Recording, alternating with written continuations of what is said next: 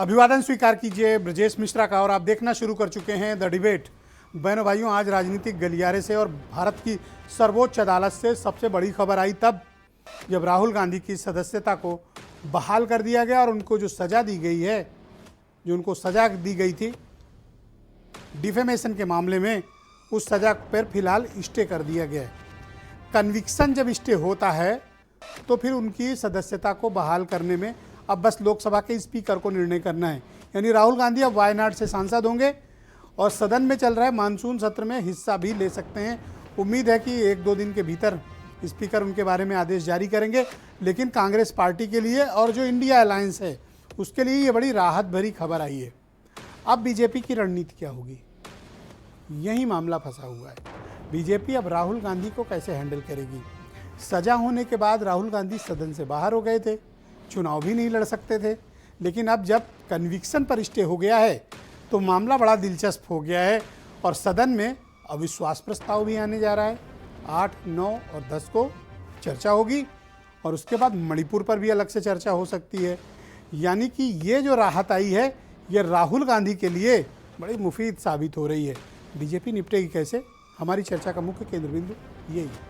बहनों भाइयों, आज सुप्रीम कोर्ट से दोपहर बाद जब राहुल गांधी के लिए राहत भरा पैगाम आया, उनकी सज़ा पर स्टे कर दिया गया, उनके कन्विक्शन को स्टे कर दिया गया, ऐसे में राहुल गांधी की सदस्यता बहाल हो गई है। वो केरल यानी वायनाड से फिर से अब मेंबर ऑफ पार्लियामेंट लोकसभा होंगे और उन्हें घर भी मिल जाएगा। अब ये नहीं कह सकते कि जो घर खाली हुआ वही मिलेगा या दूसरा मिलेगा, लेकिन राहुल गांधी अब लोकसभा के सदस्य, उनकी सदस्यता बहाल हो सकती है और 1-2 दिन के अंदर स्पीकर उस पर निर्णय भी कर लेंगे कोर्ट का ऑर्डर मिलने के पश्चात। लेकिन राहुल गांधी की सदस्यता बदलने से गेम बदल गया है। गेम मतलब इस देश की राजनीति का गेम बदलेगा, इंडिया अलायंस का गेम बदलेगा, भारत की राजनीति का गेम बदलेगा। क्योंकि राहुल गांधी लड़ तो रहे थे लेकिन उनको सेनापति की भूमिका नहीं थी। लेकिन अब राहुल गांधी जब बहाल हो गए हैं, स्वयं भी चुनाव लड़ सकते हैं, तो ऐसे में गेम के नियम और गेम बदल गया। राहुल गांधी लड़ने के लिए भी तैयार हैं, जो रास्ते में आएगा उस चुनौतियों से निपटने को भी तैयार हैं, ऐसा ट्वीट करके उन्होंने कहा भी है। लेकिन सुप्रीम कोर्ट से आज राहुल गांधी को जो रिलीफ मिली है, इससे इनका पॉलिटिकल कैरियर भी बर्बाद होने से फिलहाल बचा है। लेकिन अभी अपील जारी रहेगी, अपील पर सुनवाई सेशन कोर्ट में चलती रहेगी। उसका इस फैसले पर कोई असर नहीं पड़ने वाला है। यानी सुप्रीम कोर्ट ने आज उनकी सजा पर रोक लगाई है। बिंदु एक पकड़ा है सुप्रीम कोर्ट ने। क्या है वो बिंदु जिस पर राहुल को इतनी बड़ी राहत मिली? वो ये है कि जब आप मैक्सिमम पनिशमेंट देते हैं, जो आरपी एक्ट का सेक्शन 8 का सब सेक्शन 3 ये कहता है कि अगर 2 वर्ष से अधिक की सजा होती है, ऐसे में संसद सदस्यता या विधानसभा सदस्यता, जिस भी सदन के सदस्य हैं, वो निलंबित हो जाती है। लेकिन अंतिम फैसला स्पीकर करता है, नॉर्मली रद्द कर दी जाती है। सुप्रीम कोर्ट का ये कहना था कि ट्रायल जज के पास इस बात का कोई आधार नहीं था फैसला देते समय, 2 साल की सजा सुनाते समय, कि 2 साल यानी मैक्सिमम पनिशमेंट देने के पीछे आधार क्या है। कथित अभियुक्त द्वारा दिए गए बयान से ये लिखा हुआ है, उसमें मैक्सिमम पनिशमेंट कहाँ से आ जाता है। यही एक प्रश्न था जहाँ पर मामला फंसा और राहुल गांधी को राहत मिली। यानी उनको 1 साल 11 महीने की भी सज़ा मिल सकती थी, 1 वर्ष की भी सज़ा मिल सकती थी, जुर्माना भी लग सकता था। लेकिन सुप्रीम कोर्ट का ऐसा दृष्टिकोण है कि ये पहला दृष्टांत है जहाँ मैक्सिमम पनिशमेंट दिया गया।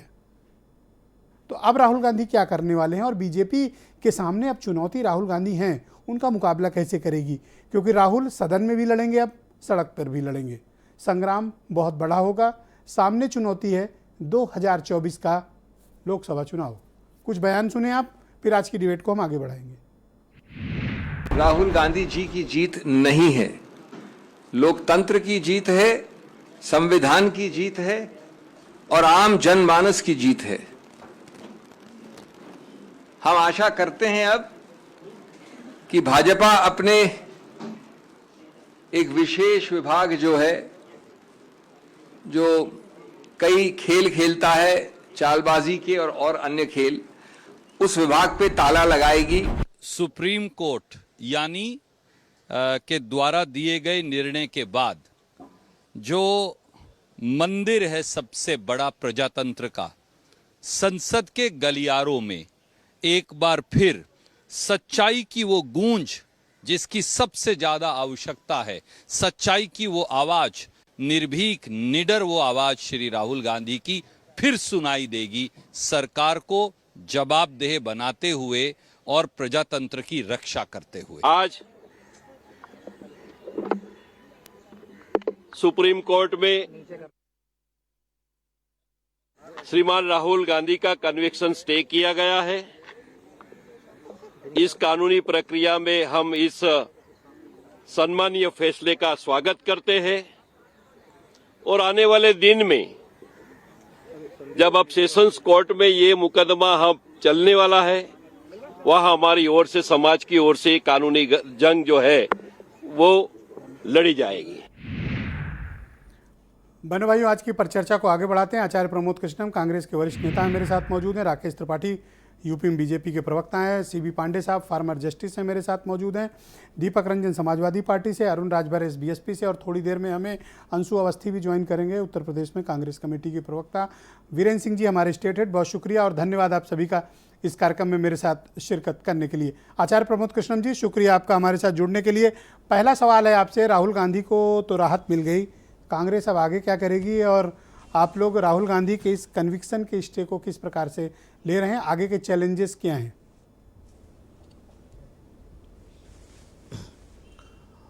देखिए विरजेश जी, धन्यवाद, आपने भी मुझे इनवाइट किया।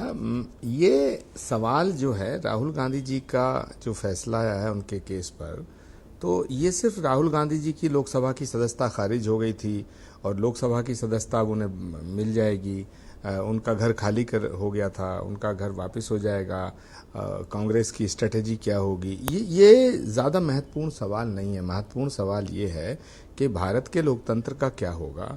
भारत के लोकतंत्र में जो 4 स्तंभ हैं, जो 4 पिलर हैं, ये उसके लिए बहुत बड़ा मैसेज है, जिसमें एक विधायिका है, एक कार्यपालिका है, एक न्यायपालिका है और चौथी स्वतंत्र मीडिया भी है। तो जो तीसरा स्तंभ है हमारा न्यायपालिका का, वो उसने अपना जो ये आज सुप्रीम कोर्ट ने फैसला दिया है, तो सुप्रीम कोर्ट के फैसले से ये संदेश साफ हो गया है कि इंसाफ अभी जिंदा है।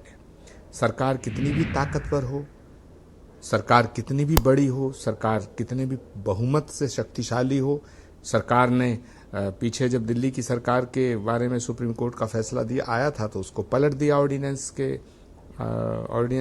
ला करके, जिस पे संसद में चर्चा हो रही है। लेकिन एक बात साफ हो गई है कि भारतीय लोकतंत्र में न्यायपालिका का ये फैसला एक इतिहास। मैं उम्मीद करता हूं कि आपने कोर्ट का ऑर्डर पढ़ा होगा या सुना भी होगा। उसमें कोर्ट ने यह भी कहा है कि राहुल गांधी का बयान गुड टेस्ट में नहीं था, राहुल गांधी का बयान ठीक नहीं था।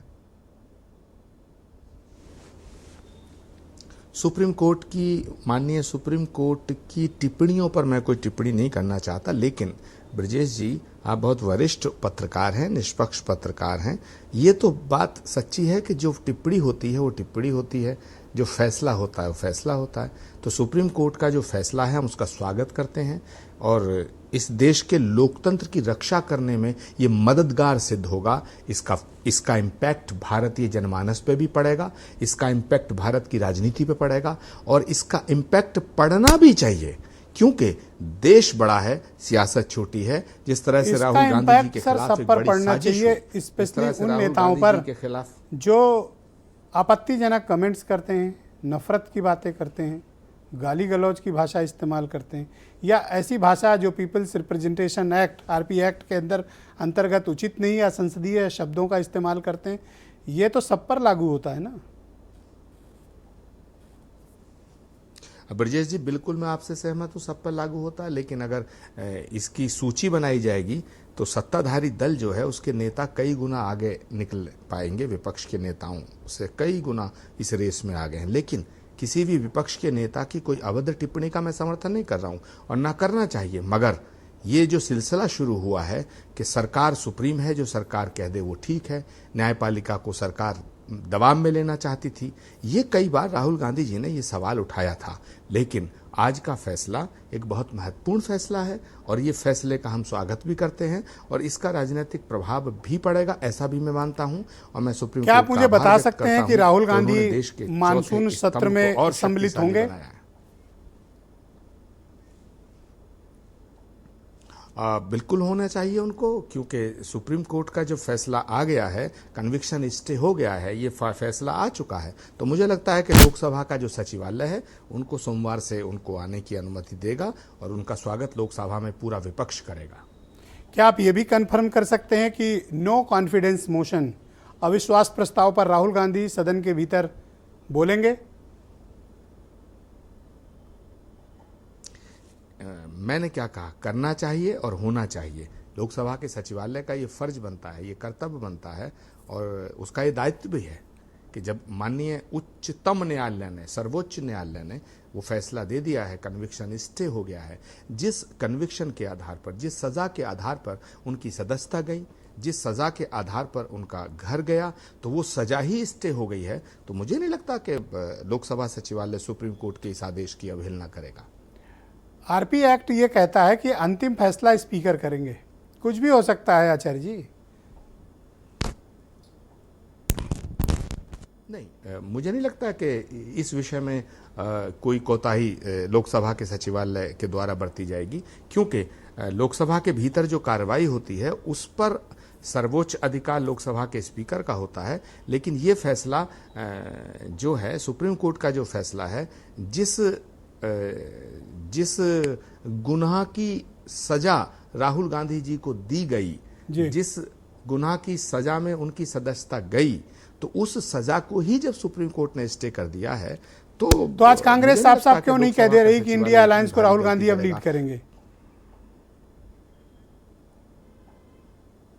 और कौन करेगा? और किसे करना चाहिए? आप ही कह रहे थे कि प्रियंका गांधी को करना चाहिए, देश का किसी आज आप कह रहे हैं राहुल गांधी को करना चाहिए। बार बार स्टैंड क्यों आचार्य जी बदलना पड़ रहा है?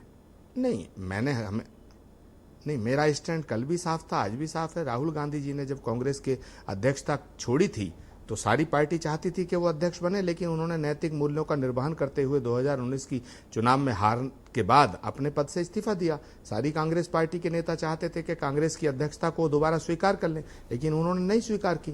तो जब उन्होंने कांग्रेस की अध्यक्षता स्वीकार नहीं की तो मैंने साफ साफ कहा कि राहुल जी अगर कांग्रेस की अध्यक्षता स्वीकार नहीं करते हैं तो फिर कांग्रेस की कमान प्रियंका गांधी जी को दी जाए, क्योंकि प्रियंका गांधी जी से ज्यादा लोकप्रिय और कोई नेता नहीं है बचा है। ऐसे ही विपक्ष के चेहरे का जहां तक सवाल है, लोकप्रियता के पैमाने पर राहुल गांधी को क्या मानते हैं कि इंडिया अलायंस को राहुल गांधी को लीड करना चाहिए? नहीं, ब्रजेश जी मुझे बताइए, क्षेत्रीय दलों के सभी जितने भी नेता हैं हमारे सब आदरणीय हैं, मैं सबका सम्मान करता हूं, बड़े ताकतवर छत्रप हैं। लेकिन क्या उत्तर प्रदेश में समाजवादी पार्टी के नेता आदरणीय अखिलेश जी, उत्तर प्रदेश से बाहर उनका कोई प्रभाव पड़ सकता है? क्या नीतीश कुमार जी का प्रभाव बिहार से बाहर पड़ सकता है? क्या केसीआर का प्रभाव तेलंगाना से बाहर पड़ सकता है? क्या स्टालिन साहब का प्रभाव तमिलनाडु से बाहर है? तो प्रश्न ये पैदा होता है, राष्ट्रीय परिप्रेक्ष्य में जब हम लोकसभा का चुनाव होता है तो उसके मुद्दे दूसरे होते हैं, उसकी परिस्थितियां दूसरी होती हैं, उसके मानक दूसरे होते हैं, उसका मापदंड दूसरा होता है। तो अगर राष्ट्रीय स्तर पर क्षेत्रीय नेता और क्षेत्रीय पार्टी अपने अपने राज्यों में बहुत बड़े हैं, हम सबका सम्मान करते हैं, हम सबका समर्थन करते हैं। जी आप कोई सम्मान नहीं कर रहे हैं, आपकी बातों से स्पष्ट मैं कहना चाहता हूं, मैं कड़े शब्दों का इस्तेमाल करूंगा। आप छोटा दिखाने की या नीचा दिखाने की अपने अलायंस पार्टनर को कोशिश कर रहे हैं। आप कोई सम्मान नहीं दे रहे हैं। आप जिनके साथ खड़े हैं, जिनके साथ मंच साझा कर रहे हैं, जिनके साथ अलायंस कर रहे हैं, उनको आप छोटा बता रहे हैं। बिरजे जी, आप झगड़ा कराना चाहते हैं और क्षेत्रीय दलों को जब जब कांग्रेस की जरूरत पड़ी है, बीजेपी से जब जब उनकी लड़ाई हुई है, तो कांग्रेस ने सर ये किसका स्टेटमेंट है कि छोटे हैं, क्षेत्रीय हैं, प्रभाव नहीं है? ये किसका स्टेटमेंट है? अभी कुछ सेकंड पहले आचार्य प्रमोद कृष्णम यानी आपने स्वयं दिया। नहीं, आज आप कह रहे हैं मैं झगड़ा कराना चाहता हूं। आप किसी को नीचा दिखाना चाहते हैं, साथ खड़े व्यक्ति को, और फिर आप मुझसे कहते हैं कि आप झगड़ा कराना चाहते हैं। झगड़ा तो आप स्वयं करने को आतुर है कांग्रेस पार्टी, ऐसा प्रतीत होता है। नहीं ब्रजेश जी, क्या राजनीति में होने का मतलब यह है कि हर वक्त झूठ ही बोला जाए? या झूठ बोलना इतना जरूरी है कि सच की गुंजाइश खत्म हो जाती है? राष्ट्रीय स्तर पर बीजेपी से लड़ाई लड़ने वाला कोई एक क्षेत्रीय दल बताइए जो राष्ट्रीय स्तर पर बीजेपी को रोकने की ताकत और हिम्मत और कुवत रखता हो कांग्रेस के अलावा। कश्मीर से कन्याकुमारी तक, अटक से कटक तक कांग्रेस ही एक ऐसी पार्टी सर है पर अटक से जो कटक नरेंद्र तक मोदी ये और बात अमित तय शाह नहीं की हुई इस थी ना, बीजेपी से लड़ाई लड़ रही सिर्फ है आपने और लड़ अलायंस का सकती नाम है। तय किया था और आदेश आए 24 घंटा भी नहीं बीते और आपने गद्दी कब्जा करने की घोषणा कर दी और दूसरों को छोटा बता रहे हो आप। ये बिहेवियरल प्रॉब्लम है सर। नहीं, मैं बिल्कुल छोटा नहीं बता रहा हूं। नहीं, मैं बिल्कुल छोटा नहीं बता रहा हूं, लेकिन जब जब बीजेपी से क्षेत्रीय दलों की लड़ाई हुई है, कांग्रेस पार्टी ने हमेशा क्षेत्रीय दलों को, सेक्युलर पार्टीज को मदद की है जी। और अपने तमाम उसूलों को ताक पे रख के भी की है। शिवसेना ने हमें बहुत गाली दी, उद्धव ठाकरे जी के आदरणीय पिताजी ने कांग्रेस पार्टी के नेताओं को बहुत गालियां दी थी, लेकिन जब बीजेपी से लड़ाई की बात आई तो सारी बातों को अलग रखते हुए, तो अब जब राहुल गांधी की सजा पर रोक लग गई है और वापस वो सदन पहुंच गए हैं तो आप गद्दी पर क्लेम कर रहे हैं, करेक्ट?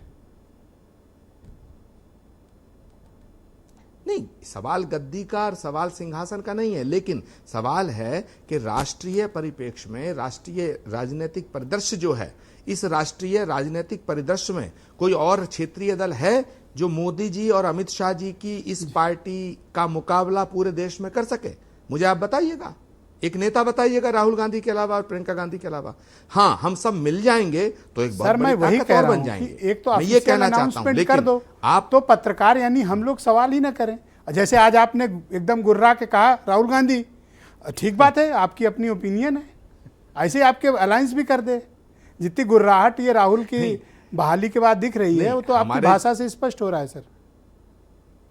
नहीं, ये गुर्राहट नहीं है, ये बड़ा सविनय निवेदन है और ये सच्चाई को स्वीकार करने वाली बात है। सच को स्वीकार कर लेना चाहिए राजनीति में रहते हुए। यदि कोई दूसरों को छोटा दिखाकर सच स्वीकारवाना चाहते हो सर, ये कहता है कि नहीं ब्रजेश जी, देखिए, हर पार्टी को अधिकार है, उसकी पार्टी के नेताओं को अधिकार है कि वो अपने सबसे बड़े नेता को प्रधानमंत्री के पद का उम्मीदवार बनाए।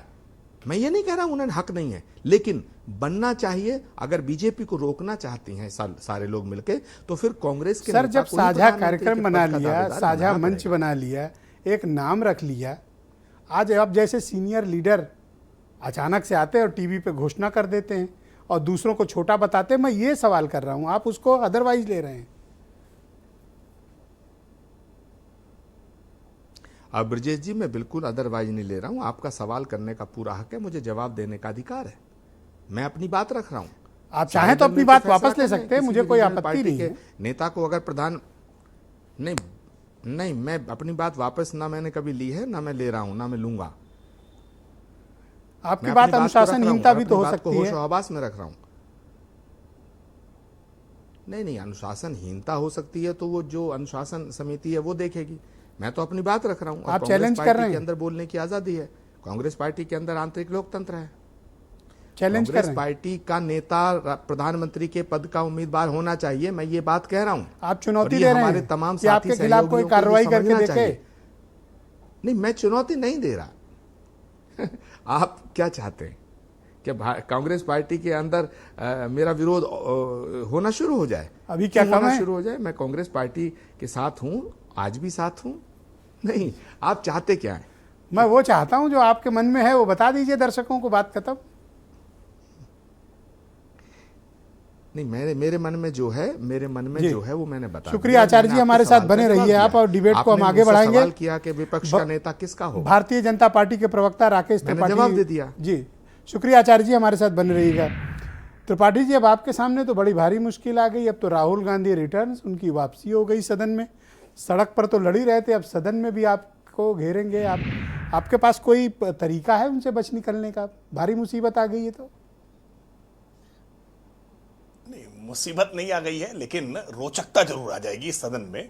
उस रोचकता का एक अभाव दिखाई पड़ रहा था राहुल गांधी के आने के बाद। निश्चित तौर पर कुछ ऐसी बातें होंगी कि लोगों के चेहरे पर मुस्कान आएगी, देख रहे दर्शकों के चेहरों पर मुस्कान आएगी। निश्चित तौर पर कुछ ऐसी और ये बात बीजेपी के प्रवक्ता कर रहे हैं कि राहुल आएंगे तो लोगों के मन में मुस्कान आएगी।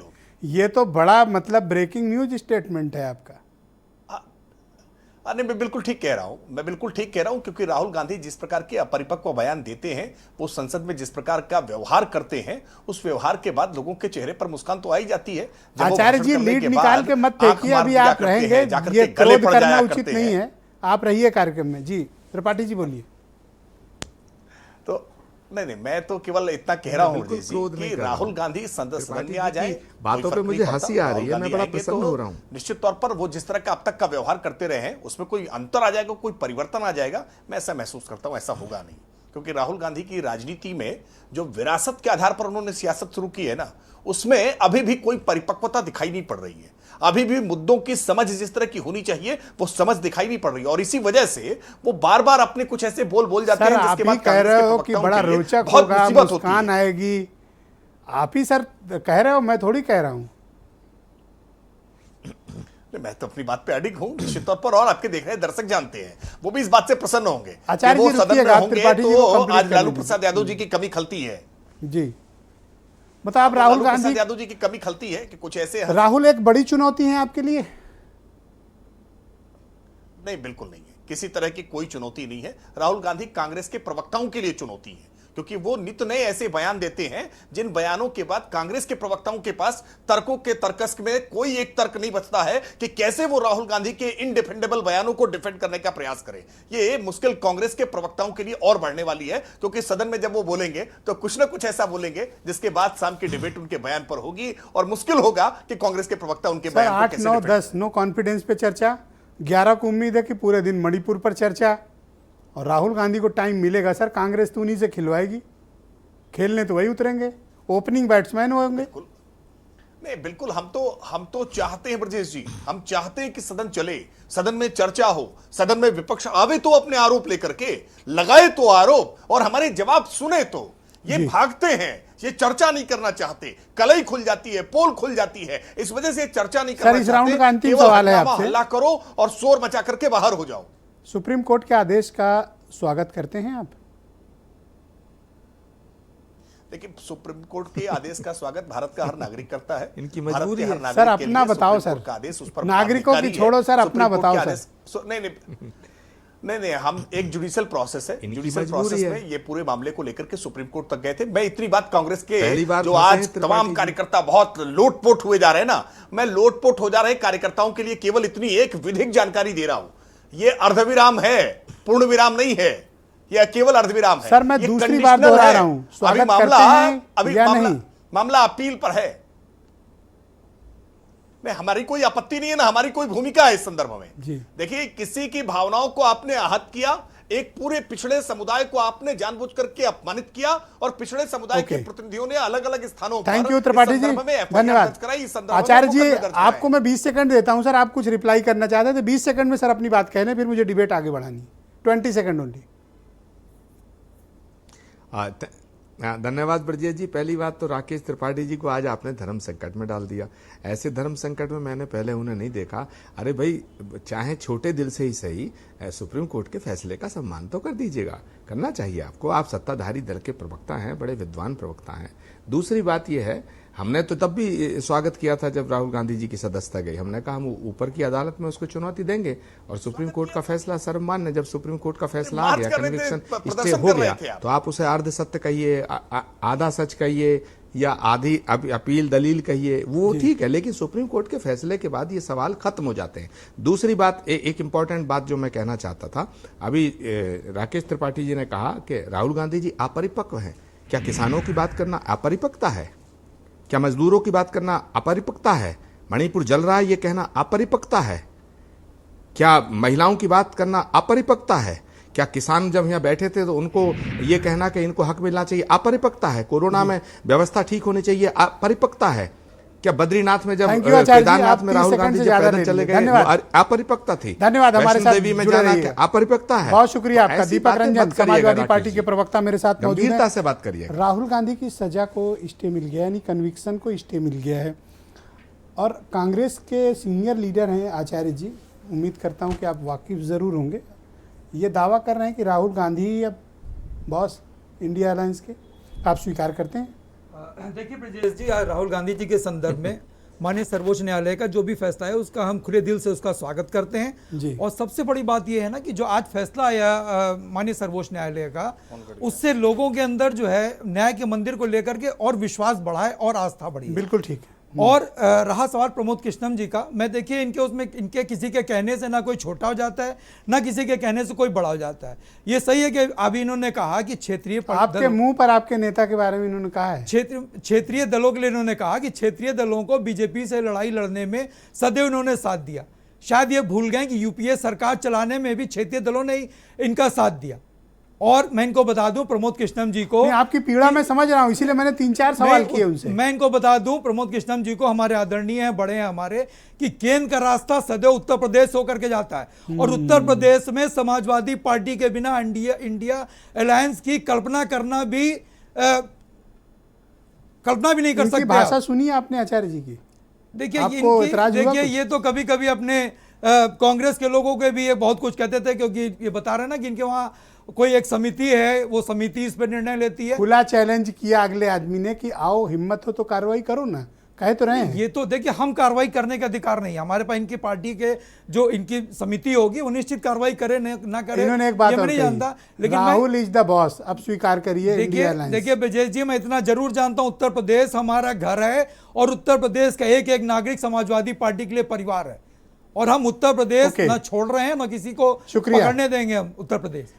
और LCB पांडे साहब फार्मर जज हैं, हमारे साथ मौजूद हैं। पांडे जी, शुक्रिया आपका। आपने उस दिन भी हम लोगों ने चर्चा की थी जब राहुल गांधी को सज़ा हुई थी। आज फिर जब अब उनकी सज़ा पर स्टे हुआ है, सुप्रीम कोर्ट का जो आज का फैसला आया है उसको हम लोग थोड़ा कानूनी दृष्टिकोण से आपसे समझना चाहते हैं। देखिए, कानूनी दृष्टि से तो जो अपील है सेशन जज के यहाँ, डिस्ट्रिक्ट जज के यहाँ, उसमें वो वहाँ जो खारिज हो गया था, उनके जो कन्विक्शन का स्टे का एप्लीकेशन जो खारिज हो गया था जी, उसको सुप्रीम कोर्ट ने कहा कि अलाउ कर दिया और सुप्रीम कोर्ट ने ये कहा कि अब जो है उनका कन्विक्शन स्टे रहेगा, लेकिन अपील को उन्होंने यथा स्थिति रखा है। अब देखिए ये बात हो रही है आज, अब ये 2 सवाल इसके सामने आपके बहुत महत्वपूर्ण है जो सबको जानना चाहिए। ये क्या अगर स्टे हो गया तो क्या राहुल गांधी की सदस्यता अपने आप ऑटोमेटिक बहाल हो जाएगी, नंबर 1। और मान लीजिए अगर बहाल भी हो गई तो फिर अपील का फैसला मान लीजिए 1 महीने के अंदर फिर हो जाए जो अपील है, और उसमें सेशन जज उसी 2 साल की सज़ा को बरकरार रखे तो फिर सदस्यता चली जाएगी। तो ये दोनों स्थिति अब के बीच में ये सब मामला है। अब इनकी कोशिश होगी कि राहुल गांधी की क्या सुप्रीम कोर्ट के ऑर्डर के बाद सर को बहाल कराए। देखिए, लोकसभा की सदस्यता अब बहाल होना महज औपचारिकता है बहाल होगी, या स्पीकर अभी इस पर कुछ विचार कर सकते हैं? नहीं, बिल्कुल नहीं, यही मैं कह रहा हूँ, ये ऑटोमेटिक नहीं होगी। देखिए, वो जो सेक्शन 8 में लिखा है कि कन्विक्शन, जो कन्विक्शन हो गया उसी दिन से सज़ा समाप्त होगी, और वहाँ तो ये जरूर लिखा है कि जिस दिन से कन्विक्शन होगा उसी दिन से सज़ा समाप्त हो जाएगी। लेकिन कन्विक्शन को आप ऑटोमेटिक बहाल तो तब होगी ना जब इक्विटल में बदल जाए जी। कन्विक्शन इक्विटल में नहीं हुआ है, कन्विक्शन स्टे हुआ है। अब ये स्टे जो मामला है, कन्विक्शन के स्टे की व्याख्या तमाम मुकदमों में सुप्रीम कोर्ट ने किया है। ये कोई पहला मामला नहीं है। तमाम नौकरियों में लोग गए, नौकरियों में उनकी सजा हो गई तो उसके बाद निकाल दिए गए, फिर स्टे हो गया और वो बड़ी कोशिश करते रहे लोग कि साहब हमको फिर बहाल कर दिया जाए। डिपार्टमेंट ने उनको बहाल नहीं किया, कहा कि जब इक्विटल हो जाएगा तब बहाल करेंगे। अब ये एक नई समस्या आएगी। अब इस पर यानी इतना आसान नहीं है जितना कि लोग समझ रहे हैं कि राहुल गांधी अब बाय डिफॉल्ट अब तो लोकसभा के सदस्य ये समझ रहा है कि आज मैं चिदम्बरम साहब का बयान सुन रहा था, वो कह रहे थे कि बस जाएंगे शाम तक बहाल हो जाएगी। ये स्पीकर के ऊपर निर्णय लेना है, क्योंकि एक चीज हो चुकी है, उनके कन्विक्शन के बाद उनकी सदस्यता समाप्त हो चुकी है, तो रिवर्स करना है ना उस प्रक्रिया को। फिर लोकसभा सेक्रेटरीट और स्पीकर ही करेंगे, तो बहाल करना है ये प्रक्रिया मैं स्पीकर करेंगे। और दूसरी बात है, मान लीजिए वो भी बहुत महत्वपूर्ण बात है, मान लीजिए 1 महीने में उन्होंने फिर सदस्यता पर बात आएगी, फिर कन्विक्शन हो गया। जी, शुक्रिया आपका सर, हमारे साथ जुड़े रहिएगा। अरुण राजभर SPSP के नेशनल जनरल सेक्रेटरी हमें ज्वाइन कर चुके हैं। अरुण, शुक्रिया आपका हमारे साथ जुड़ने के लिए। ये आज तो राहुल गांधी की सजा पर रोक लग गई, अब तो लोकसभा जाएंगे वो, अब तो बड़ी मुश्किल हो गई आपके अलायंस के लिए, एनडीए अलायंस के लिए। पहले भी लोकतंत्र के मंदिर में जाते थे और वहां जा करके वो अपनी बात रखते थे, कोई नई बात तो होने नहीं जाएगी। लेकिन अभी न्यायपालिका के अंदर वो सब चीजें चल रही हैं। अभी उनको सिर्फ स्टे मिला है, पूरी तरीके से वो आजाद नहीं हुए, तमाम मुकदमों से भी ग्रसित है। अभी वो पुराने अपने जितने कुंडली हैं उससे अभी बरी चल रहे हैं कि अभी वो बेल पर चल रहे हैं। वो मसला नहीं है कि उनसे हम लोग डर जाएंगे, ये हो जाएंगे। अरे आपने देखा था ना, उसी सदन में लोकतंत्र के में ही आत्मा बसता है भारत का, और उस आत्मा में जब वो संसद में जाते हैं और मोदी जी से गले लगते कोई हैं, पहलवानी की बात थोड़ी कि कोई किसी को डरा रहा है अरुण भाई, कोई ऐसी बात थोड़ी कोई झगड़ा हो रहा है। नहीं, कोई झगड़ा नहीं। और झगड़ा होगा तो त्रिपाठी जी तगड़े हैं, कोई कमजोर नहीं है। अरे आपने देखा यही आपके ही मंच पर झगड़ा हो रहा है। कांग्रेस कह रही है कि आदरणीय राहुल गांधी जी हमारे राष्ट्रीय लीडर होंगे और समाजवादी पार्टी को छोटा बता दिया। यही झगड़ा तो शुरू हो गया है। अब आगे खेल क्या होगा आप देखिएगा। अब जब सदन में जाएंगे तो ममता बनर्जी जी क्या करेंगे, श्री अखिलेश यादव जी क्या करेंगे। जो लोग ये दम भर रहे थे कि अब हमारा नंबर आ जाएगा, हम प्रधानमंत्री को उम्मीदवार आचार्य जी पर आपको बड़ा इतराज है और दिन भर आप लोग बैठ के गाली गलौज करते हो, ठीक है? नहीं, हम नहीं, वो लोग रोज कोसते हो, दिन भर कोसते हो, वो ठीक है। नहीं, सर्वोच्च न्यायालय ने भी यही तो कहा है कि अपने बयानों को संयमित रखें श्री राहुल गांधी जी। और दूसरी बात यह है कि आपने ये ध्यान नहीं दिया क्या कि अभी जैसे हमारे बीजेपी के प्रवक्ता हमारे बड़े भाई त्रिपाठी जी ने कहा कि अनमेच्योर, अब तब तक जो है हमारे आचार्य साहब ने कहा कि अब मुद्दे गिनाने लगे। अच्छा, त्रिपाठी जी की बहुत बात मानते हो आप, काफी फॉलो करते हो त्रिपाठी जी को। नहीं, देश की जनता ने देखा था जब मोदी जी से गले लग करके श्री राहुल गांधी जी गए थे अपने टेबल पर बैठने, तो आंख मार कर देश के सामने क्या संदेश दिया था कि हम अनमेच्योर नेता है और हम कॉमेडियन नेता है, हमें देश के मुद्दों से खाली चर्चा करना है लेकिन गंभीर नहीं रहना है। अब आपको गंभीर रहना पड़ेगा। मुझे इतना बता दो, त्रिपाठी जी की सब बात मानते हो कि नहीं मानते हो? हमारे बड़े भाई हैं, हम तो मानते ही हैं, ऐसा कब नहीं माना है, हमने तो हमेशा माना है। और हम आगे उन्हीं भाई वो लोग बड़े नेता हैं, हम लोग छोटे। थैंक यू अरुण जी, हमारे साथ बने रहिएगा, हमारे साथ बने रहिएगा। आचार्य जी आप कुछ कहना चाह रहे थे, बोले आचार्य जी, गो अहेड। देखिए ब्रजेश जी, मैं आपसे ये कहना चाहता हूँ, आपके माध्यम से अपने साथियों को कहना चाहता हूँ कि समाजवादी पार्टी और अपने तमाम रीजनल पार्टीज को लेकर के मैंने सैद्धांतिक बात कही, लेकिन समाजवादी पार्टी के सम्मानित प्रवक्ता महोदय ने व्यक्तिगत बातें शुरू कर दी। मैं तो कह रहा हूं समाजवादी पार्टी को कहना चाहिए कि भाई देश के प्रधानमंत्री के पद का जो उम्मीदवार होगा, दावेदार होगा, वो अखिलेश जी होंगे। कहिए ना। टीएमसी के साथियों को मैं आग्रह करना चाहता हूं, वो कहें कि ममता जी को बनाओ। शरद पवार जी की पार्टी के साथियों को कहना चाहता हूं, वो कहें कि शरद पवार जी को बनाओ। पर किसी को अपने मैं तो कहना चाहता हूं, स्टालिन जी की पार्टी से भी कहना चाहता हूं, जदयू से कहना चाहता हूं। और फिर सर दूसरे पल आप सर अपमानजनक टिप्पणियां करते हैं, ये कितना ठीक बात है? आज ऐसा तो लगता है कि आपसे कहलवाया जा रहा है। आपसे भी कुछ शिकायत है, दर्द है कि आपने कभी डिबेट में आपने मुझे इतना नहीं टोका जितना आज आप बार बार टोक रहे। पता नहीं क्या कराना चाहते हैं आप ठान के कुछ आए हैं। और दूसरी बात यह है कि अभी राजभर जी की पार्टी वाले जो व्यक्ति कह रहे थे, भाई राजभर जी की पार्टी तो वो पार्टी है जो 2 दिन पहले तक योगी जी को गरिया रही थी जी, और आज फिर साथ हो गए। राजनीति संभावनाओं का खेल है और मैं समाजवादी पार्टी से बिल्कुल इस बात से सहमत हूं कि उत्तर प्रदेश के अंदर सर राजनीति इस बात को भी नहीं अलाउ करती सर कि इधर दोस्ती की उधर गाली दी। स्तर पर जब लोकसभा का चुनाव होगा, अरे साहब, जब ये तो देखिए, जब राजनीतिक पार्टियों को भी ये सोचना पड़ेगा कि जब देश का चुनाव होगा तो मेरी 2 बातें हैं आपके चैनल से और ये देश को जाना चाहिए। पहला कि देश में मोदी जी के सामने प्रधानमंत्री के पद का उम्मीदवार घोषित होना चाहिए। बिना दूल्हे की बारात अच्छी नहीं लगती और बिना दूल्हे की बारात अगर निकाली जाएगी, मैं आपको धन्यवाद करूं उसके पहले मैं आपसे ये कहना चाहता हूं सर कि आज मैंने आपको इसलिए ज्यादा टोका ताकि ये आंतों के बीच फंसी बातों को निकाला जा सके और ठीक बात यह है कि वो निकली बातें। आपका बहुत शुक्रिया हमारे साथ जुड़ने के लिए और हमें समय देने के लिए। आपका बहुत बहुत धन्यवाद आचार्य जी, बहुत बहुत शुक्रिया जी, थैंक यू। वीरेंद्र सिंह जी भी हमारे साथ इस कार्यक्रम में जुड़ चुके हैं और अंशु अवस्थी अब उत्तर प्रदेश में कांग्रेस कमेटी के प्रवक्ता हैं, रिप्रेजेंट करेंगे कांग्रेस को अगले दौर में। वीरेंद्र जी हमारे साथ जुड़ चुके हैं। वीरेंद्र जी, राहुल गांधी की सदस्यता पर संसद जो उनको सजा हुई थी उस पर अब रोक लग गई है, इसका प्रभाव आने वाले दिनों में इंडिया अलायंस, देश की राजनीति और सदन से लेकर सड़क तक क्या पड़ेगा और बीजेपी के लिए ये कैसा चैलेंज है? देखिए, ऐसा लोग मानते हैं कि राहुल गांधी की जब संसद सदस्यता गई उस दिन से भारत की राजनीति में एक टर्निंग पॉइंट आया कांग्रेस पार्टी के लिए, और उसके बाद से कांग्रेस को लगातार सफलताएं मिली और संसद सदस्यता जाना राहुल गांधी के लिए सहानुभूति लेकर आया। आज कर्नाटक की जीत के बाद से कांग्रेस में लगातार उत्साह बना और उसमें सदस्यता की कोई परवाह नहीं की गई। ये माना गया कि वहाँ उनके साथ अन्याय हो गया और उनके साथ एक तरह से उनको फायदा मिला। देखिए, संसद में अगर राहुल गांधी नहीं है तो ये बीजेपी के लिए कोई फायदे की बात नहीं हुई। बीजेपी का एक तरह से इससे नुकसान ही हुआ। जो कोर्ट का फैसला है जिससे राहुल गांधी की सदस्यता चली गई। आज भले इस बात को लोग स्वीकार न करें जो सियासत में बैठे हैं, चाहे सत्ता में हो या और जगहों पर, लेकिन जब आगे इतिहास लिखा जाएगा चलकर तो ये माना जाएगा कि राहुल गांधी की सदस्यता जो गई थी उससे बीजेपी को बड़ा नुकसान हुआ और उसका फायदा कई जगहों पर कांग्रेस को मिला। देखिए, सही और गलत का जो अंतर होता है वो हमेशा रहेगा। हम सत्ता में हैं इसलिए सच स्वीकार न करें, ये बात जनता इसको सही नहीं मानती है।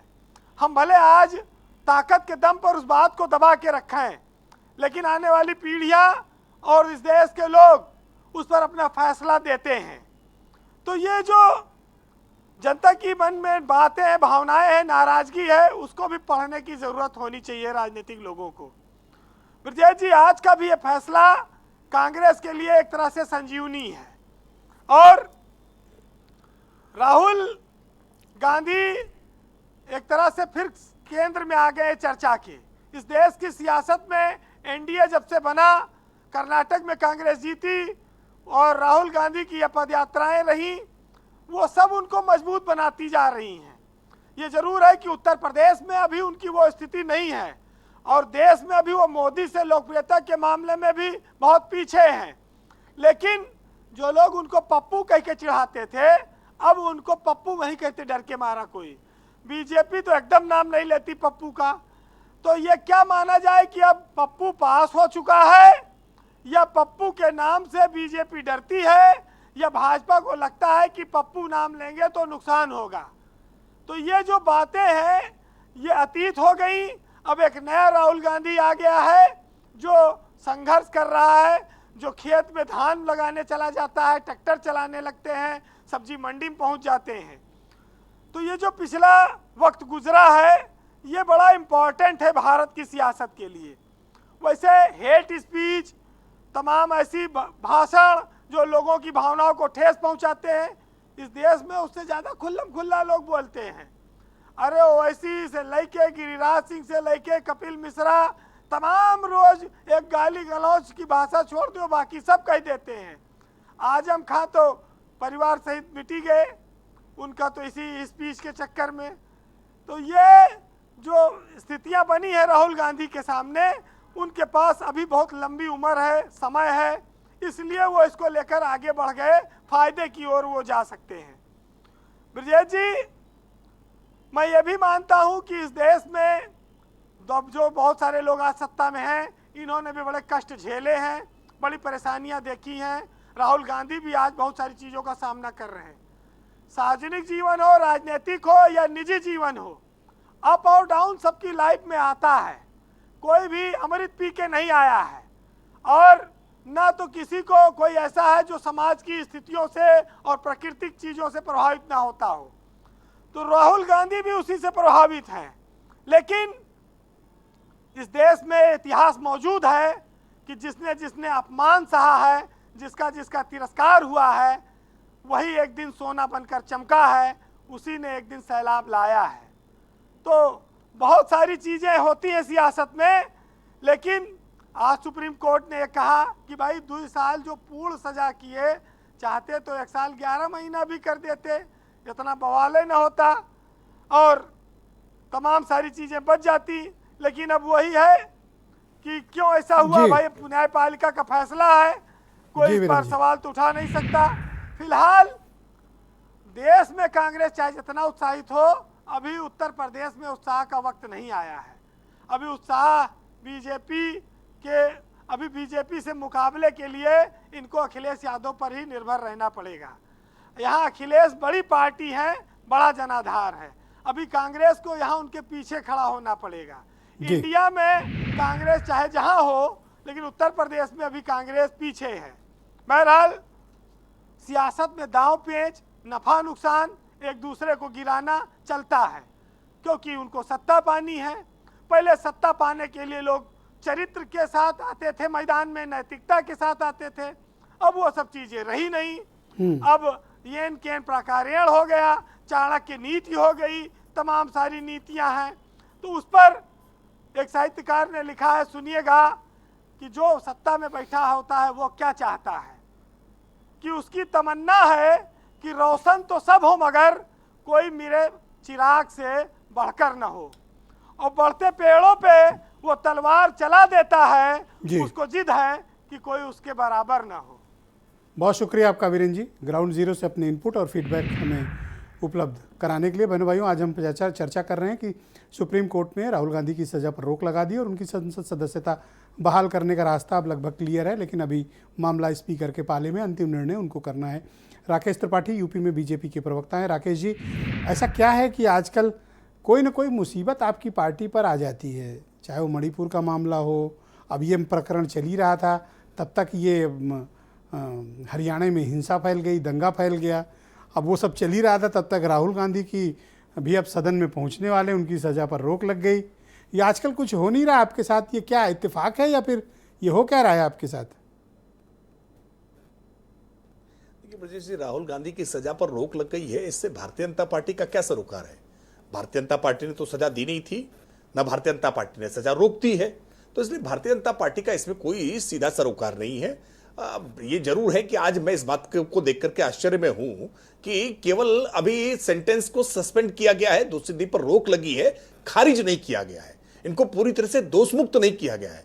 मामला अभी भी अपीलेट कोर्ट के पास है, अपील अभी पेंडिंग है, और अपील का जो निर्णय होगा उस निर्णय के आधार पर यह तय होगा कि राहुल गांधी की सजा कितनी होगी। बाकी राहुल गांधी ने जो कहा है उसको लेकर के सुप्रीम कोर्ट की जो टिप्पणी है, मुझे लगता है उसके बाद आप क्या चाहते हैं कि अभी लोकसभा के स्पीकर मतलब इस मामले का व्यापक कानूनी अध्ययन करें, गाली देने के बाद जश्न मनाएंगे और अपील कोर्ट के फैसले का वेट करें, तब सदस्यता पर कोई निर्णय लें? आप चाहते हैं तब तक स्पीकर कोई फैसला ना ले?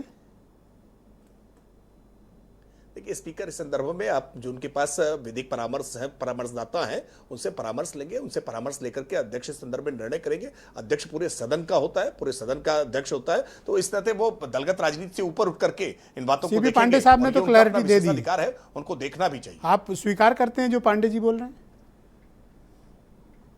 नहीं, मैं एक विधि के छात्र होने के नाते, मैं विधि प्रैक्टिस करने के नाते मैं इस बात से सहमत हूं कि ये निर्णय करने का अधिकार लोकसभा स्पीकर को है। वो चाहे तो उनकी सदस्यता वापस बहाल कर सकते हैं, और चाहे तो अभी इस बात का परीक्षण और ये जो आप कह रहे हैं ये आपका ऑफिशियल स्टैंड भी है? अपील जब तक डिसाइड न हो जाए।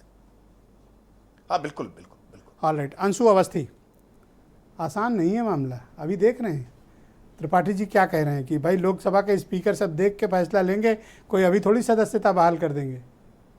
ब्रजेश जी, देखिए, सबसे पहले तो जो आज का निर्णय है तो उसको लेकर पूरे देश में एक खुशी का माहौल है, और जो सच के लिए लड़ते हैं, जो आम आदमी के लिए लड़ते हैं, जो गरीबों के लिए लड़ते हैं, उनको एक हौसला मिला है माननीय उच्चतम न्यायालय से, एक संबल मिला है, एक ताकत मिली है। और ये जरूर है कि लोकतंत्र को जो कोशिश भारतीय जनता पार्टी बार बार कर रही है, तो राकेश त्रिपाठी कोई नई बात नहीं कर रहे हैं। हालांकि उनके ऊपर भी भारत जोड़ो यात्रा और मोहब्बत का असर है, उन्होंने इस बात को स्वीकार किया, भले ही एक कमेंटेबल टॉक में कि मुस्कान आएगी पार्लियामेंट में, लोगों के चेहरे पर खुशी होगी, बोल तो गए थे पहले राउंड में, ठीक ये है, अभी मिक्सअप है, अभी मिक्सअप है, अभी चूंकि नफरत बाद की में समझ दुकान में है आया इनके कि पास, गड़बड़ हो गई, नफरत की दुकान है और इधर मोहब्बत का असर है, तो अभी मिक्सअप हो जा रहा है, लेकिन असर हो रहा है, अच्छी बात है। असल में अरुण राजभर के दबाव में बोल गए, हम इसका स्वागत करते हैं। देखिए अंशु कंटिन्यू। ब्रजेश जी, आऊंगा त्रिपाठी जी, समय ब्रजेश जी, 134 दिन की ये लड़ाई है। श्री राहुल गांधी जी ने आज की अपनी प्रेस कॉन्फ्रेंस में भी इस बात को कहा है कि हमें पूरी क्लैरिटी है कि हमें क्या करना है।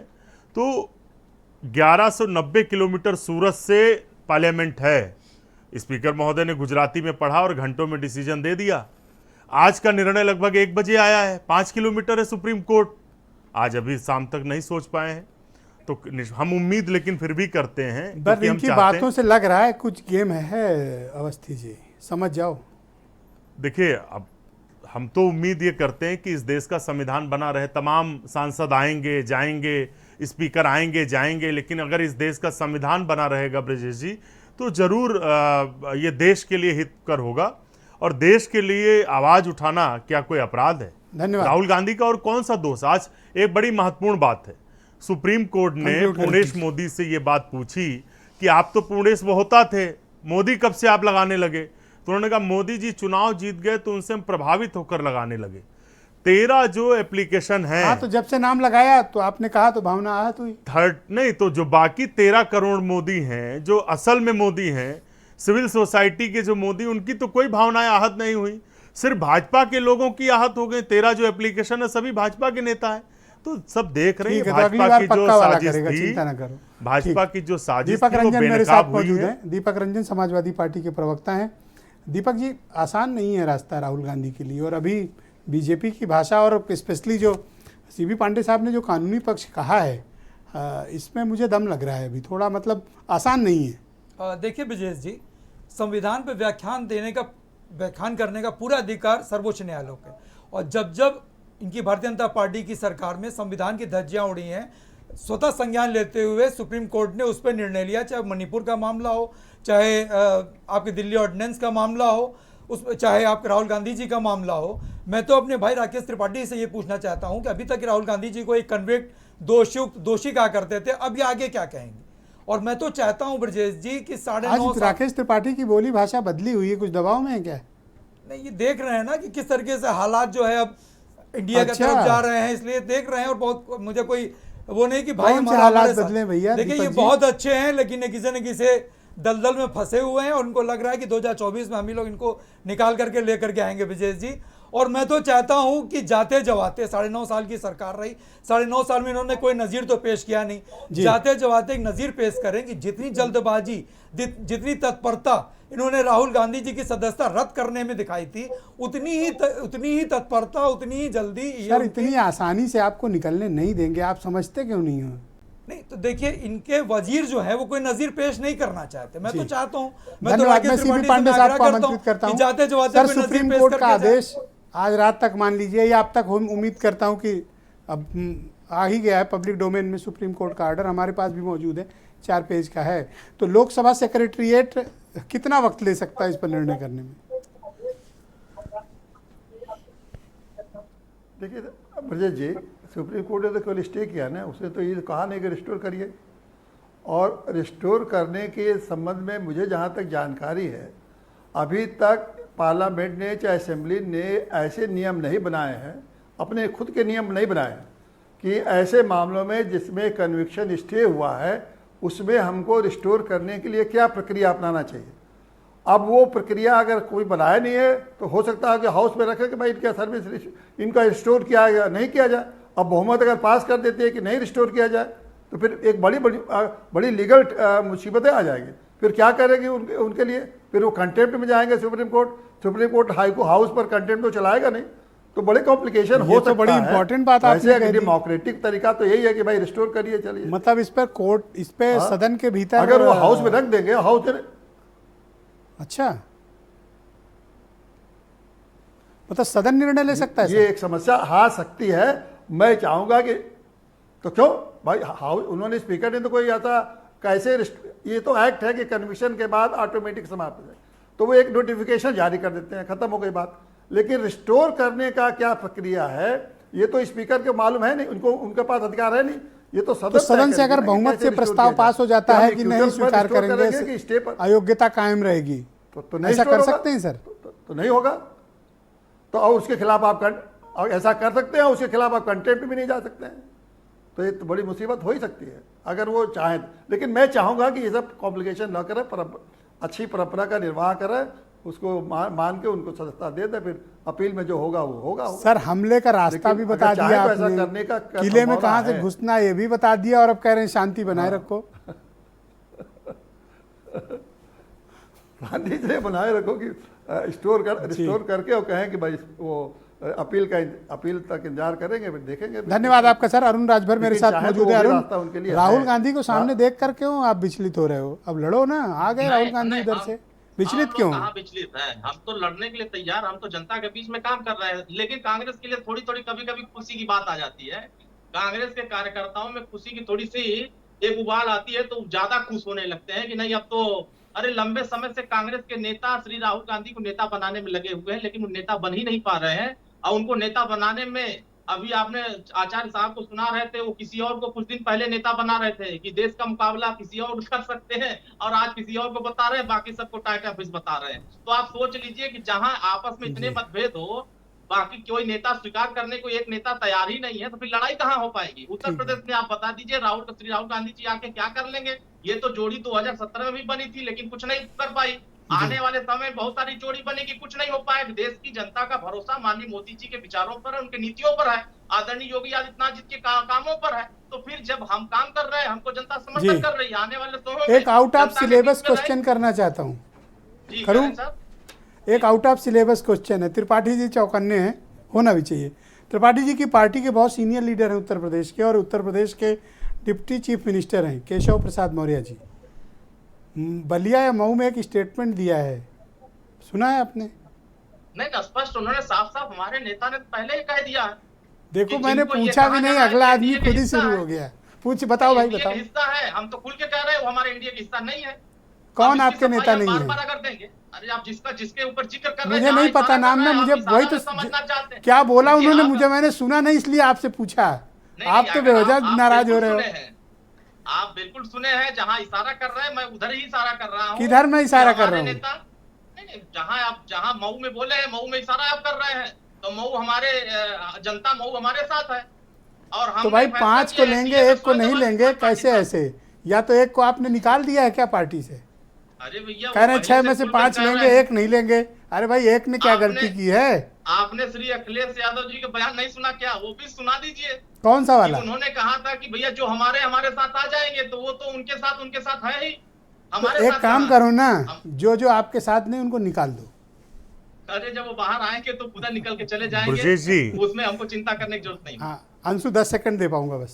मैं अरुण भाई से यही कहूंगा कि कम से कम अपने पापा आदरणीय ओम प्रकाश, पर मैं उन्हें अप्रिशिएट करता हूं कि सवाल पूछे बिना अगला आदमी सवाल समझ गया, इसे कहते हैं समझदारी। जी अरुण में है वो समझदारी। ये बात त्रिपाठी जी को नहीं पता थी, और मुझे ये बात शुरू से पता थी। ब्रजेश जी, मैं अरुण भाई से इतना ही कहूंगा। धन्यवाद। अरुण भाई से इतना ही हाँ भाई, मैं त्रिपाठी जी को 10 सेकंड देता हूँ। मैं 10 सेकंड अपने कंप्लीट कर लूं। Arun thank you. मैं अरुण जी 10 सेकंड, अवस्थी जी से ज्यादा नहीं। मैं अवस्थी जी 10 सेकंड। धन्यवाद अरुण शुक्रिया। मैं अरुण भाई से इतना ही कहूंगा, अरुण धन्यवाद, कि कम से कम अपने पापा आदरणीय ओम प्रकाश राजभर जी के पद चिन्हों पर चलें। वो गेंद है, कभी भी इधर आ सकते हैं इंडिया में। ओके थैंक यू सीधा राकेश त्रिपाठी जी। अब अगला 10 सेकंड राकेश जी के लिए, आप दोनों का शुक्रिया। वो कह रहे हैं 5 को ले रहे हो, 1 में कोई प्रॉब्लम है? मैं कहूंगा आउट ऑफ सिलेबस। देखिए मैं ब्रजेश जी मैं दो बातें कहूंगा। एक तो राहुल गांधी हैबिचुअल ऑफेंडर है। 2014 में भिवंडी में आज राहुल गांधी का बुखार आ गया है राकेश त्रिपाठी पर, सपने में आ रहे हैं इनके राहुल गांधी। धन्यवाद। तो और राहुल गांधी की मुस्कान को लेकर के कहा ना, स्पष्ट है राहुल गांधी जब पहली बार बोला वही सही होता है। आप सभी का बहुत बहुत शुक्रिया, आपका सबका धन्यवाद हमारे साथ इस परिचर्चा में जुड़ने के लिए। और आचार्य प्रमोद कृष्णन भी जुड़े थे, उनका भी बहुत शुक्रिया इस कार्यक्रम में आने के लिए। बहुत बहुत धन्यवाद। और बहनों भाइयों, आप सबका भी शुक्रिया, धन्यवाद, नमस्कार।